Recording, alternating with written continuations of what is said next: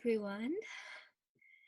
I'm delighted to be with a lovely colleague, friend, a joyful being, Sheena Louise, and her background is in yoga and holistic therapy, including closing the bone ceremony and ritual, which contains postnatal massage. And today she's going to talk about the autonomy of looking after one's health. So I'll let Sheena introduce herself. Hello, Arty. Hello, everybody. My name is Sheena, and as Arty says, my background is in holistic therapy and yoga, and specifically working with women and in the realm of women's health. So I first started my holistic training about 15 years ago when I studied Reiki with a friend. And I then went on to study massage, holistic massage. And from that, I just kept finding avenues to explore holistic therapy further, feeling like it was definitely a path that was calling for me to travel, and always feeling a calling to work with women. I studied my first yoga teacher training 6 years ago in elemental yoga, which is a really beautiful combination of traditional Chinese medicine theory and hatha yoga practices, and the combination of the two and how you put them together to form a practice that relates to the seasons, the outer seasons of the year. Coming from the perspective that every season has a corresponding element and organ and system of the body. And so at a very basic level, if you work to the season that you're in, so for example, working with spring and the element of space, we're working with the organs of the liver and the gallbladder, and the energy of spring that kind of characterizes spring is all about that shifting up and out.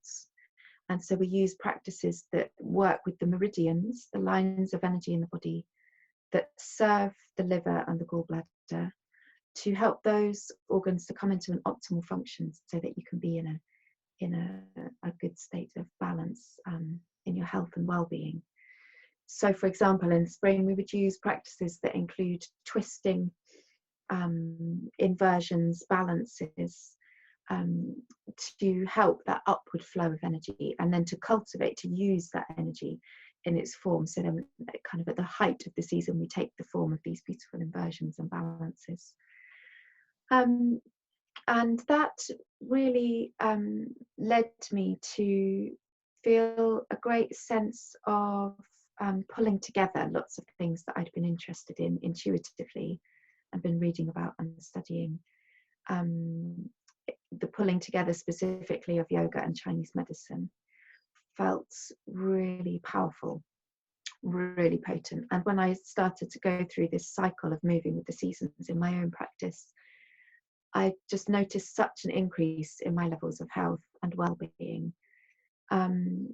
And I'd already started studying in the city that I live in Bristol, with two teachers, Rachel Fleming and Marinella Bonelli, who were working within the realm of womb yoga, the teachings that come from Uma Dinsmore-Tuli. And so when I did my teacher training, I'd already had some experience of these womb yoga teachings. It was already quite embodied within me to start to think about my inner cycles as well. So as well as looking at the outer cycles of the year, to start feeling the inner cycles within us. And as women, the most obvious that we often think of is the monthly or menstrual cycle.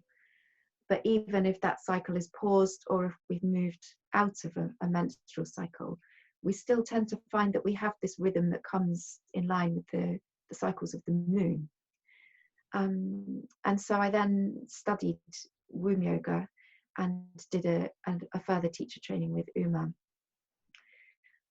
which just again kind of further brought together and tied in all these bits of teachings and understandings about how we can really come to be in touch with our own inner wisdom. And once we're listening to that intuitive wisdom that's within all of us, we can really start to understand what we need for ourselves. And that puts us in a position that's much more powerful in terms of being able to curate our best level of health and well-being in all sorts of ways. Yeah, that's really interesting. I like what you said about the seasons and how they relate to our own cyclical changes and going with the flow, which is really relevant at this moment in time, especially with what's going on, I guess, as well. Yeah, I think while we're all in our own houses and not so able to access things that perhaps we might usually, it becomes, yeah, like you say, even more relevant to be able to tune in to ourselves, because essentially this is a great reminder that at a basic level, when we strip away all the outer stuff and all the distractions that our lives are often filled with, what we have is ourselves and our own inner voice. And that is there for all of us. And sometimes it takes some unraveling and some peeling away. And I think that the greatest lesson for me when I did my first teach training, each day we would start with a yang training, a dynamic, active training in the morning, of moving through postures and practices that are perhaps what people would recognize more readily as the yoga that they see presented in the world. But then every evening we would move into a yin practice, which is more about exploring the feminine aspect of energy. It's more about practicing fewer postures and holding them for longer and coming into stillness with them. And when you're in that stillness, you have no choice but to listen to what comes up. There's nothing else to distract you, and it can be quite uncomfortable. And for me, certainly in my teach training, that was where I took the greatest learning. It was unexpected for me. I hadn't kind of realized that was where the potent medicine would be for me, but that was where it was. And so I think I've taken that forward quite a lot into my teachings, and even in the classes that I teach that I would describe as yang, in terms of them being in the morning and being kind of flowing sequences that keep us moving. Still, there's always that restorative element of being able to draw back into stillness so that we have the opportunity to come within and listen to that voice. I completely resonate with that, because when I came to your class as well, that's exactly how I felt. It was a restorative class and it was in the evening, but there was a very nice flow and rhythm to it. And it was very empowering to feel that connection. And then the way you guided it, and it was more guided rather than instructed, and it just had a flow to it. And your use of instruments and your voice and what you were saying, it all kind of touched a part of me that was ready to come out. So I think you hold, and especially in your surroundings, as we can all see in this video as well, it's there is already a peace and calmness that's emanating from you anyway, but even from the place that you hold your practice in, because that's your value. These are your values that you're allowing yourself to manifest in your classes. So it's really, really worthwhile to to attend one of your classes, just to experience what you're explaining. Thank you. Yeah, I'm really glad that was what came through for you when you came along. It seemed to me, I think, when I did my trainings, and then as I took that into my own practice and my own life, developing that understanding of the energies that are present within all of us and within all things, that energy of the masculine and the feminine, the yang and the yin, or the Shiva and the Shakti, how everything holds one of those energies in dominance. And of course, they're present within all, we all as beings have both masculine and feminine energy within us. And it tends to be that one comes out more strongly than the other, but we all have both. And they're both as important, as vital as each other. And the way that we live, in certainly in the Western world, in the culture that I come from, the yang energy, the masculine energy, is really dominant. So the whole thing of our days being ruled by a schedule with rigid timings is masculine energy, having to get somewhere at a certain time and do a thing, and then get to somewhere else and do another thing, and it's all held very rigidly.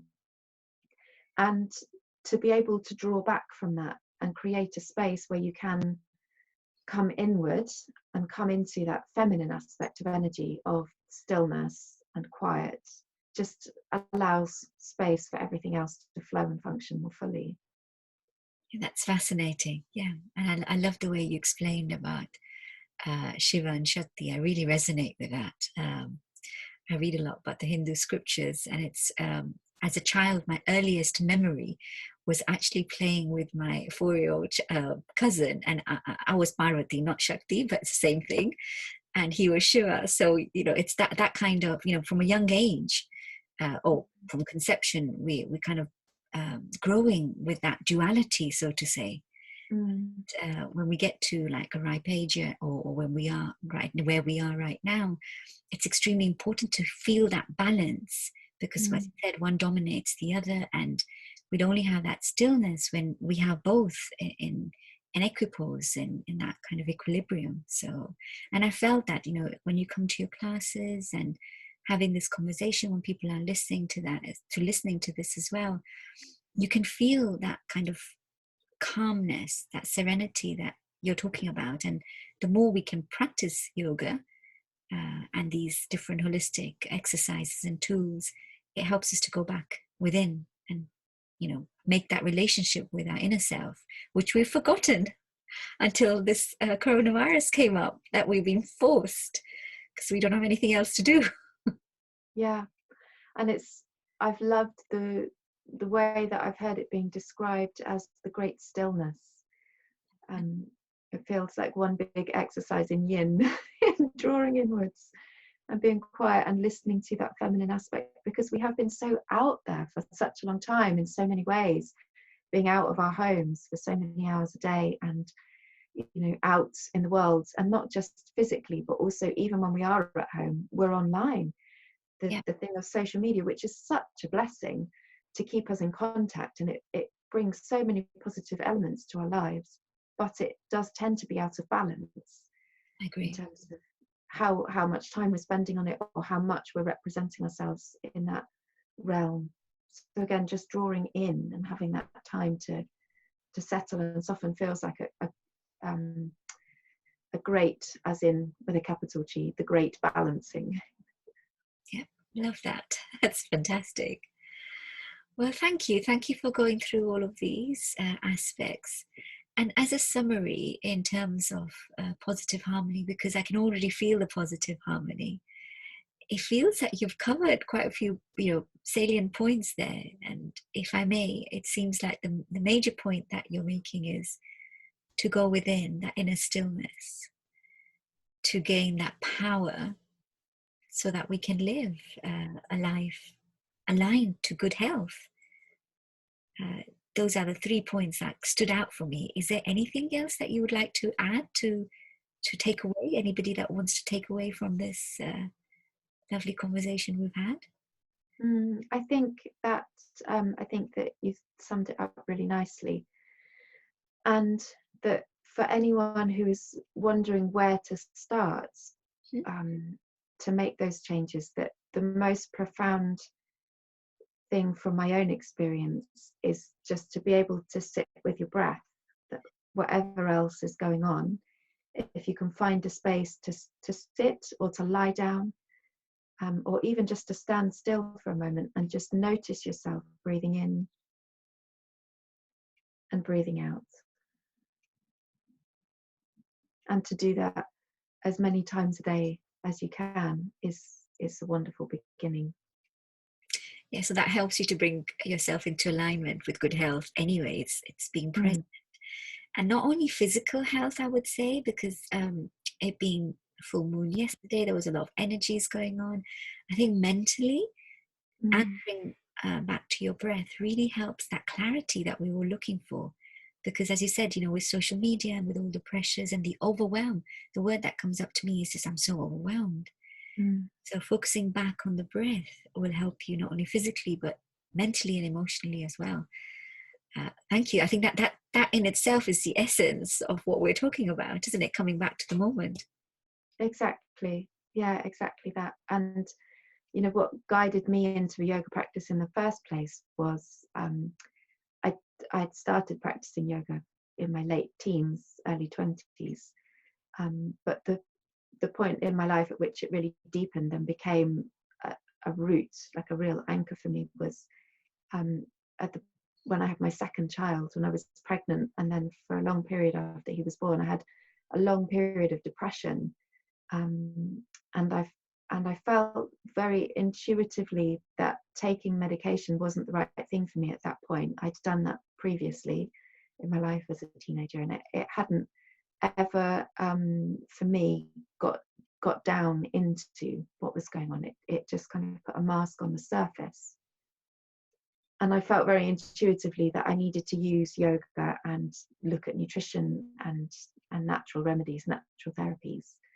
And my yoga practice at that point was really what carried me through and gave me that gift of the present moment, to know that whatever else was going on and however I might be feeling in a wider sense, actually I could come in to this moment, to this pose, to this breath, and feel that stillness and that calm, and know my own power, know myself.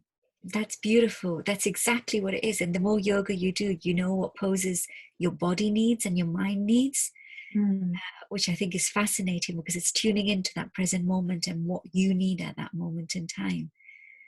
And your classes help to induce that power of, well, that empowerment, that intuitiveness, that go within and see what you're seeking and manifest it. Well, I really hope so. That's my that's my wish. Yeah. So you are doing online classes at the moment. Yeah. So if anybody needs to contact you, yeah, we'll add your details. So it'll be lovely to be able to have that experience and thank you. enjoy that present moment. Mm. Well, thank you so much, and hopefully we'll see you again. Lovely. Thank you, Arty. Thank you. Bye-bye. Bye.